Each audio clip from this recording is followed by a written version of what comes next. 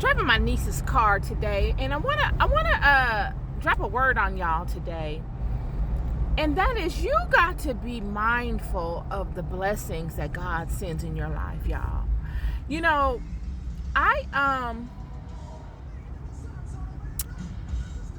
many instances I can speak to this, but you know,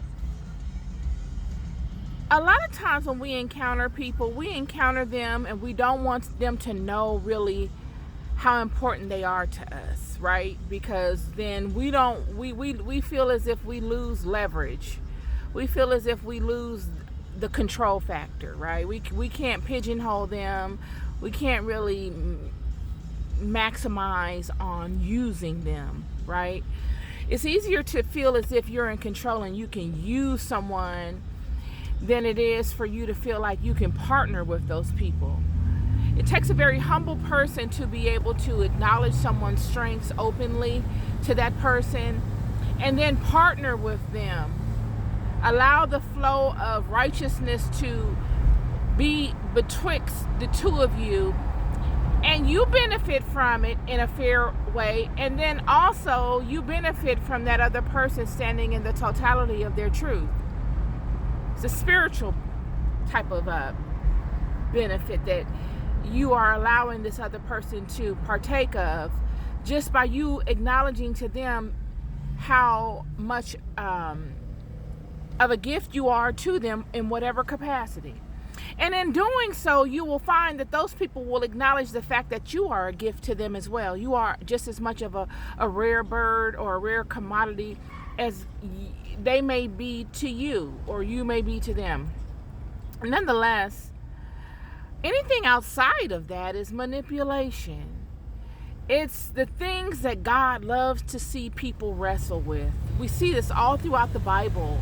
When these people the children of Israel first go into bondage in Babylon, or even when they first go into bondage in Egypt, we see the first resemblance of this amongst the Egyptians not wanting the people to go, and then them not wanting the people to stay.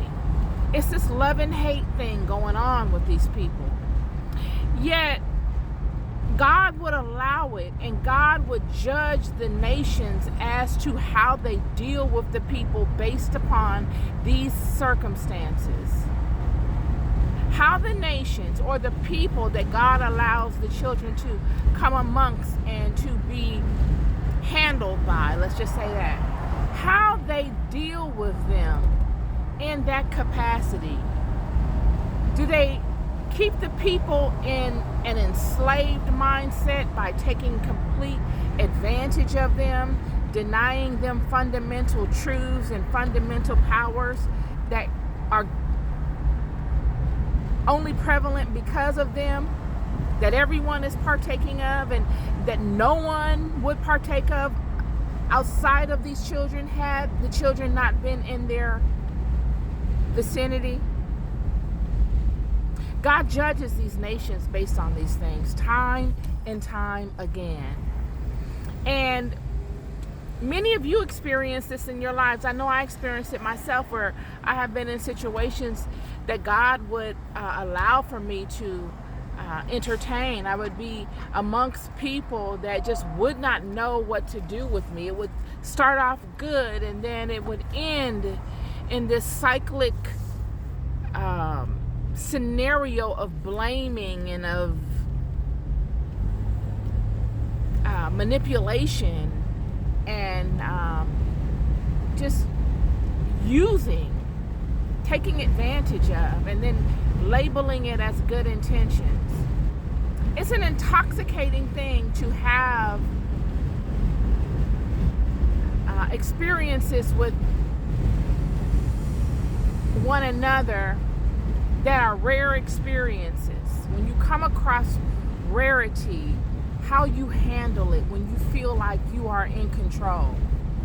It's an intoxicating thing. It's somewhat similar to power. It's, just like giving someone power and authority and then having them to feel as if they have complete control, and then sitting back and watching how they use it. what they do with it, how they behave amongst it, how they treat it, and then what activities they default to when held in judgment because of their activities, what they label that as, how do they justify such things. Just thinking, y'all, just thinking. Where much is given, much is required. Not asked, but required. And the good thing is that we all have a conscious God that sees. This is a God that sees things. You can't fool it. You can't manipulate it by your justifications and all of your excuses. It knows, God knows the truth. You're just lying to yourself. God knows the truth. Just as Hagar said, the God that sees. Always looking to be useful, y'all. Beautiful, beautiful Wednesday. Your loved one, you'll never know. I never stop telling you, be good to yourselves and be good to one another. Peace and love.